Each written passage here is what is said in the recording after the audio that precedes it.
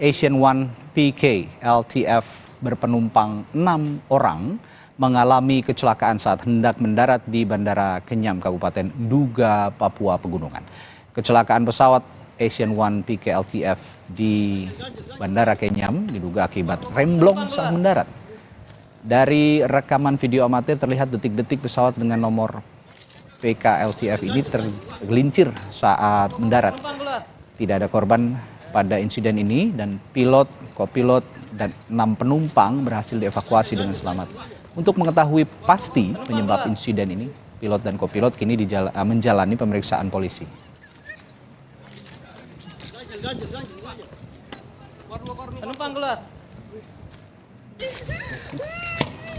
Tidak ada korban pada insiden ini. Setelah pilot, kopilot, dan 6 penumpang bisa dievakuasi untuk mengetahui pasti penyebab insiden ini, pilot dan kopilot sudah menjalani pemeriksaan polisi.